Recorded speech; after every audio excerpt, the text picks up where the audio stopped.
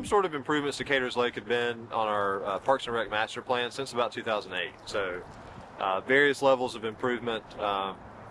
Most recently, we had the 2017 Parks and Rec master plan that proposed a lot of the improvements that we're going to see as part of this revitalization. So it's been an important park for a very long time, and I think council specifically is very happy that we can get to it now. And what will people see when this is finished? Yeah, so really just a full facelift of the park. So we're doing very little to the existing topography. We're trying to lay as much of the new stuff on top of the old stuff as we can. So when I say that, I mean we're not going to change a whole lot of the topography. We're going to have walkways running throughout, picnic spots, benches, swings. It's just going to be a very simple yet elegant facelift of the park. New landscaping, new landscape lighting. It's going to be very subtle, but I think it'll make a huge difference. Aren't a couple of new structures in the planning too? One significant one, yeah. So we've got a covered bridge structure that'll kind of serve as the focal point from Greenville Street and then across the lake. That's going to be a really key feature, really neat feature for the park. And you also did something special for the ducks, right? That's right. To try to keep them out of the neighbors' yards, we're going to build them some habitat in the middle of the pond. So we're going to build at least one new island in the middle of the pond, landscape it with grasses and trees, just make it attractive for them to nest on those islands. And a good portion of this was paid for with hospitality tax money. Is that correct? That's right. Yep. So it's a full reinvestment actually. The $5.8 million budget is reinvesting our hospitality tax that we receive throughout the city. Well, good afternoon. My name is Terrence Roberts. I'm mayor of the city of Anderson, and I'm again excited to be at another project. We seem to be doing those a lot these days, and there's a lot happening in the electric city. But behind me, we're getting ready to start the refurbishing of one of Anderson's landmarks, Caters Lake. And I was talking to my fellow council member, John Roberts, who's with us today. John's back there. Jeff Roberts is back here. And there are a lot of Roberts on our council. But this has been part of our recreation master plan. John was talking about when he first came on council, he came to this spot and saw that there could be, it could be better. And we both believe that the product that we're about to produce is going to be much better. We couldn't do it without our council aligned and going in the right direction. And so without further ado, I'm going to ask Andrew Strickland to come up and just to give an overview of the project. Andrew? It's really great to be here today. This is an exciting moment. I know we've got a few residents here that have been along for the ride for a while, so thank you for bearing with us. We're finally here to break ground on this project. Caters Lake has been, and forgive me, it's windy and I've got notes, so I'm going to be fumbling around a lot with these things. So Caters Lake has been an important park in the city of Anderson, an important destination in the city of Anderson for a very long time. It way predates me. 2023 was the 100th anniversary of Caters Lake. Caters Lake was born in 1923. People have picnicked in Caters Lake. They have strolled through Caters Lake. They've gotten engaged in Caters Lake. They've even ice skated in Caters Lake. It's not quite that cold yet here, but in 1940, January 1940, it was the coldest in Anderson that it had ever been. And the lake froze over and people skated. And I have a picture of that. And I think Frankie was there though, right? Frankie, you were there in 1940? All right, good. Excellent. Some level of improvement to Caters Lake, I was saying this a second ago, the mayor hinted at it, has been a recommendation in our city's Parks and Rec master plan since at least 2008. There have been various levels of recommendation. It's been such an important park, but it's been tired. It's seen better days. It's a little overgrown in some places. Most of the topsoil and our landscape architecture crew, I'll talk about them in a second. They can confirm that the topsoil is down in the lake. So it's. I want to say a couple things from the 2017 Parks and Rec Master Plan, and you'll hear some of these recommendations resurface in a second. there were some surveys that were sent out as part of that master planning process, and they asked residents and participants in the survey what their top 3 activities were, and they listed a bunch more, but the top 3 were walking on trails was number 1. We're going to take care of that here in Caters Lake. Number 2, picnicking in the park. We're going to take care of that. The 3 most preferred activity, swimming. So good luck. We're gonna have a nice lake out here for you. I'm kidding. We're not gonna. Don't go swim in the lake. And then just go to the ER. And then just go to the ER. That's right. Wash off. We need some showers out here, right? So Caters Lake needed to be a little bit different. Caters Lake design needed to be a little bit different than our other parks throughout the city. It didn't need a playground.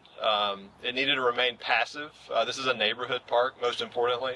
It needed to remain passive. It needed to be a place where people could come and just quietly enjoy the park, to picnic, to stroll slowly, to sit and gaze across the lake. It needed to embrace the fact that, or the new design needed to embrace the fact that this was a landmark and a gateway into the heart of Anderson. It needed to feel really more like a residential garden than a recreational facility. And so, having all those things in mind, we knew Dabney Collins Group was the firm that we needed to hire to have that vision become a reality. We partnered with Dabney Collins.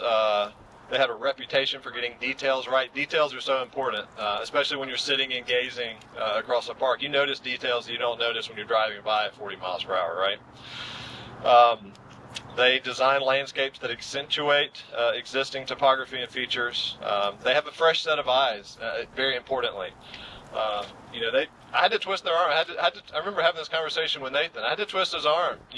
I said, Nathan, it's going to be really fun to work for the city of Anderson. He's like, I don't know. We usually work for private folks. We don't work for the public. I'm glad you relented. Let me thank them really quickly, and the team that really blew our expectations out of the water. I mean, the concept that you've seen throughout this process, the work that's going to be done here is going to be outstanding, and it's chiefly because of Dabney Collins Group. Dabney Peoples, Nathan Shop, Blythe Ellie Faulkner, Brian Penner, Kenny Collins, Nathan Newsom, Skip Briggs, and Tessa Penner. And notably, Tessa is no longer with Dabney Collins, but she is responsible for the watercolors that we have matted on the table out front. Everybody who's here can grab a watercolor on the way out. Beautifully done. We try to have a different way to present all of our projects in the city of Anderson. We've had 3D renderings, digital renderings. We've had hand sketches, black and white, simple pencil sketches. We have watercolors this time, so take one of those with you on the way out. Caters Lake is a complex project. You can kind of cross your eyes and see that it's a complex project. But we decided to bring Goodwin Mills Kaywood on board as well to turn that vision that Dabney Collins Group put together into a reality. They did site engineering and the architectural plans for the covered bridge feature, which I'll talk about in just a second. Tyler Morgan, Gene Hinkle, Nick Wade, Nathan Payne, Emily Lynn, Ben Story, and Mark Warren have all worked on this project as well. What are we going to do here? So the total budget for this project is $5.8 million. That includes paved walkways throughout the park, picnic areas, benches, native landscaping, subtle landscape lighting. We're not going to come out here and daylight this thing and make it feel like a runway. This is, I mentioned a second ago, a neighborhood park. So we need to make it feel like a neighborhood park. We're going to build a nesting habitat in the middle of the pond for our winged residents. The Heintzes are very, very excited about that. Keep them out of the front yard, right? Importantly, we're also going to add a really neat architectural feature, a covered bridge feature, to really serve as a focal point across the lake and really make Caters Lake feel like the landmark that it truly is. We're going to make some stormwater improvements as well. I mentioned that all of the topsoil is in Caters Lake. We're gonna take it back out. We're gonna dredge the pond, remove some of that material, hopefully reuse as much of it as we can. but then create some additional stormwater control as well throughout the park.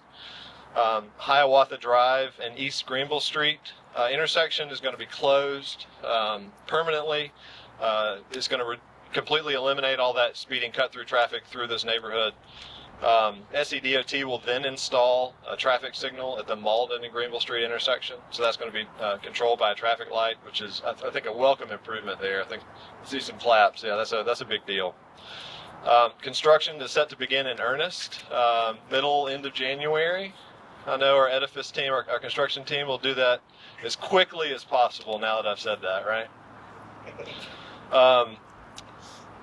Lastly, certainly not least, I need to thank Mayor and City Council. We have Mayor here, Councilman Jeff Roberts, Councilman John Roberts. All the Robertses are here at Caters Lake. It's a family affair.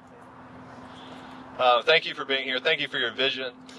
This project was originally proposed to be incremental. This was going to be a multi-phase project, and we pitched that to City Council at a council retreat a couple of years ago, and they said, you know what, thanks for trying to be responsible, thanks for trying to bite this off and afford some other projects along the outskirts as well, but this is such an important project. We want you to just do it. Just get it done now, get it done while we have this opportunity to do it. So thank you for that encouragement, for that vision, and giving us the ability to do that.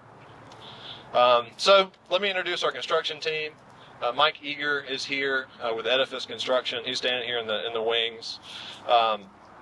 You know, the last several projects the city has done, it's really our MO moving forward, is to use the construction manager at risk procurement method. For those of you who are unfamiliar, that's basically the contractor takes all the risk and we just pay him, and if he screws up, he screws up, right? Yeah. No.